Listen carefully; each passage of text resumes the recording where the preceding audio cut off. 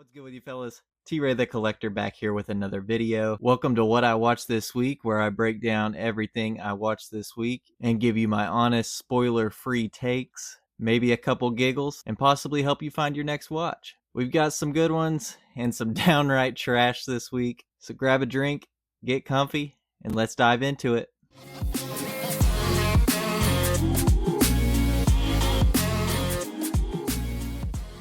Alright, first up for this week, I finally checked out Oldboy, the 2003 original. And I'm just going to go ahead and say it, this one doesn't just slap, it hits you with a damn hammer. If you know, you know. So Oldboy is a South Korean revenge thriller where a guy gets locked in a room for 15 years, has no idea why, and then when he finally gets out, it's game on 100%. And that's all I'm going to say because this thing is best watched blind. You're better off not knowing anything about this when you go into it. And the lead, Choi Min-sik, I hope I'm saying that correctly. I'm an idiot, so I probably completely butchered that. But he's absolutely incredible in this. He looks like he hasn't slept since like the 90s.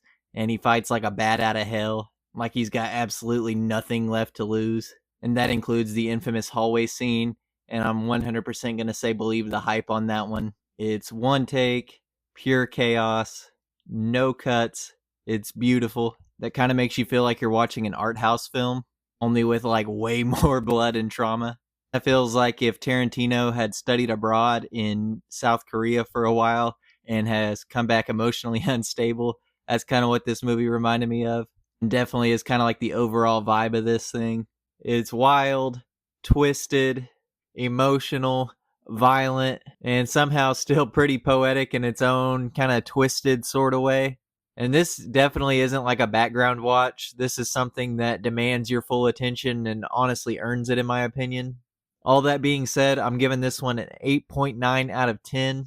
It messed with my head pretty good and impressed the hell out of me all at the same time. I highly recommend checking this one out if you haven't seen it. It is available to stream on Paramount Plus, so you can go over there and check this one out if you haven't seen it. And like I said, best to go into this thing blind, so definitely don't look anything up. And I tried my best to not give anything away about what happens besides the hallway scene, which I'm sure you've heard of. But definitely go into this one blind, and you can check it out on Paramount Plus. All right, and next up this week, we got a 2019 thriller movie called Maw. And this movie asks the very important question, what if your party plug was also a full-blown psychopath? This is spoiler-free, of course, but yeah, moral of the story, don't trust people with basements. So the plot's pretty simple here. A group of teens meets this woman who buys them booze and gives them a spot to party at, and then lays down one rule: don't go upstairs.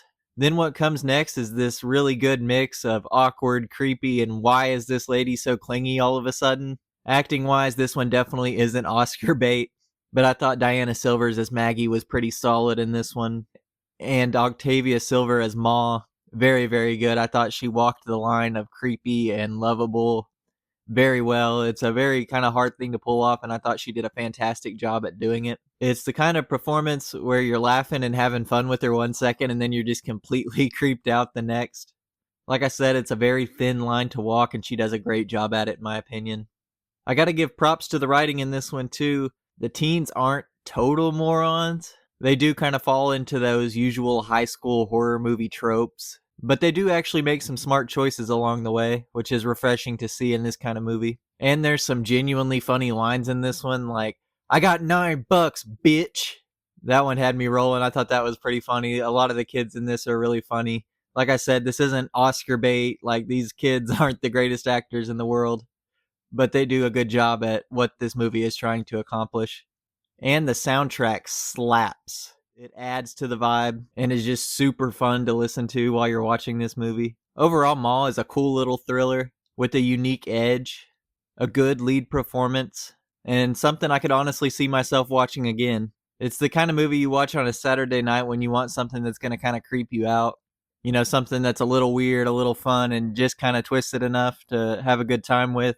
I'm giving this one a 7.5 out of 10. Definitely underrated, and a pretty good time if you're into like offbeat horror. You can check this one out on Netflix, but I would hurry and check it out if you want. It is leaving the service on May 31st. Next up this week, I finally watched Constantine from 2005. starring everyone's favorite monotone demon slayer, Keanu Reeves. Visually, parts of this movie look incredible. Like when it looks cool, it looks really cool. It's got like this gritty, supernatural, into the world type vibe for the whole movie that really just works. But that being said, some of the CGI didn't age so well. You'll get a few occasional moments where the CGI just kind of screams early 2000s CGI. But thankfully, those kind of moments are really few and far between. I can only really remember 2 off the top of my head. But this does look good enough to where I'm very tempted to go pick up that new 4K Steelbook that recently came out, so I can go back and check this one out in 4K because I think that would be a great experience. Now, being honest, I didn't really vibe with this one a whole lot at first, but as it went on, I got more into it. This is definitely one of those movies of peaks and valleys for me. The first act is a little but as you get into the second and third act, this one does get a lot stronger. But even in those final 2 acts, there are moments where I was enjoying myself, and then a moment where I wasn't enjoying myself quite like I was the moment before. Like I said, this movie's a lot of peaks and valleys for me personally. And look, I love Keanu. We all love Keanu, but the dude's not exactly winning acting awards. That said, though, this was a pretty good role for him. Stoic, grumpy, chain-smoking exorcist. It really worked for him, in my opinion. I really liked his portrayal of John Constantine. He really pulls off that too tired to care, but still gonna save the world thing really well. And that's a trope I honestly really love in a character. There are some goofy lines, though, like that, "What did she do, Angela? What did she do?" It was a very Tommy Wiseau-esque type beat, if you will. But this is peak Keanu acting chops, and I don't think that would have worked if anyone else had tried it, to be honest. But overall, even with some dips in quality and some dated effects, I really found myself enjoying this one for a majority of the runtime. It's got a vibe that it sticks with the whole film. Some really cool imagery, some really cool CGI. And in my opinion, this is a good Saturday night demon slaying movie. So I'm giving it a solid 7.3 out of 10. Not flawless, but stylish and unique enough to stand out in the supernatural lane. And if you want to check this one out, you can currently do so. It is streaming on Netflix. Next up this week, we got Black Bag from 2025, a spy thriller that's got British accents, secret agents, and enough awkward tension to make Thanksgiving dinner with your ex seem super chill. The story here follows MI6 agent George Woodhouse as he investigates a possible mole in the agency that he works for. And as it turns out, his wife Catherine, number one suspect.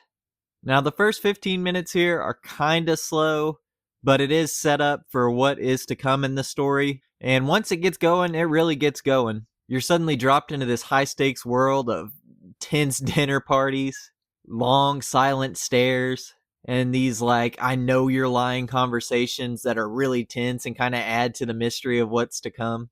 And it does a really good job of keeping that mystery and that what the hell is happening kind of energy throughout the film. This honestly kind of felt like a throwback mystery to me, just with fancier technology and MI6 clearance. For me personally, this isn't the type of movie that's just gonna blow your mind or rock your world or anything like that. But for a good, like, Sunday night mystery, this is a good hour and a half little watch. So I am gonna give it a 7 out of 10. It's classy, cagey, and it definitely keeps you guessing, which is really all you can ask for from this type of movie. And it is currently streaming on Peacock, so if you're interested in checking it out, you can go over there and do so. All right. Next up is Mousetrap. Yeah, I actually watched this movie. This is a horror movie about a killer Mickey Mouse in an arcade. Sounds like fun, right? It is not. It is not at all. The best part of this movie for me personally was the opening credits with the generic scrolling space text and goth girlfriend Mackenzie Mills. That's it. That's what I found enjoyable about this one. Okay. If I have to be a little generous, it does look decent. The lighting's really good, camera quality surprisingly really crisp, and the arcade setting, really cool. Good job on that one. But I'm convinced that that's where 99% of the budget went for this film, is to get good cameras, buy a bunch of neon lights, and rent the arcade setting for this. But everything else about this movie, hot garbage. The acting in this is painfully awkward. Like, not even so bad it's good, just straight up bad. There are a few jokes in this film that do start out as kind of funny, but this movie just clubs them to death with repetition, which is honestly more killing than happens in the rest of the whole movie. And on that subject, the pacing of this one is absolutely brutal. This thing is only 80 minutes long, and the first kill doesn't even happen until like 40 minutes in. And guess what? It's off screen. That's right, the slasher movie doesn't even have slashing for half the runtime, and when you finally get to that point, you don't even get to see it. And honestly, up until that point, it drags. It feels like it is 2 hours into this thing. But then finally, an hour into this thing, you get an on-screen kill. Great, right? But by then, the damage is already kind of done, you know? I was already so bored and just ready for this movie to end that I didn't even really care. And the characters didn't make me care that this was actually happening. They're honestly all kind of boring and hard to root for. Except for goth girlfriend Mackenzie Mills, of course. But you want to know something even worse than all of that? Is that this thing is somehow getting a sequel. I have no idea how movies like The Nice Guys, I mean, I know it has to do with budget, but how movies like The Nice Guys can't get a sequel, but we're getting a sequel to Mousetrap in 2025. I mean, come on. And this movie even has the nerve to kind of make these like little meta wink wink nudge nudge type of jokes. Like there's this character that's constantly like, if this was a horror movie, we should do this and he would do this. And at one point they make this joke about like the love subplot being straight out of a 90s camp horror movie. Like Buddy thinks it's in the club and we know what we're doing with this one. We're so campy and quirky. And honestly, it really pissed me off more than anything because it is not one of those type of movies, no matter how many jokes and winks it tries to give you to convince you otherwise. Like, I came into this one hoping I was in for like a fun, campy, trash slasher movie. And what I got was the cinematic equivalent of being stuck in an arcade bathroom for 80 minutes with a steaming pile of shit in the next toilet over that won't flush. So yeah, Mousetrap gets a very generous 3 out of 10, and it's purely for the neon lights arcade setting and goth girlfriend Mackenzie Mills. But more importantly, this movie is going to be the first ever recipient of a brand new honor on this channel. Drum roll, please. The Steaming Pile Award. This is an award we're going to hand out to the absolute worst of the worst. Movies that waste your time, test your patience, and just piss you off. And Mousetrap, it did all of that. I don't recommend watching it. I barely recommend remembering it. It's now forever enshrined in cinematic shame as the first ever recipient of the Steaming Pile Award. Will anything ever dethrone this? I don't know. I sure hope not, because I don't know if I can subject myself to another movie like this. But we'll find out in future episodes. And if you're a glutton for punishment and want to check this one out, do it at your own risk. It's on Peacock. And that's what I watched this week. Let me know down in the comments below, what did you watch this week? Or better yet, drop a movie suggestion you'd like to see me cover. You might just see your pick in next week's review. If you enjoyed this video, hit that like button, subscribe if you haven't already, and turn on notifications so you don't miss the next one. Thank you all so much for watching. You've been phenomenal. I've been T-Rey, and I will see you in the next one.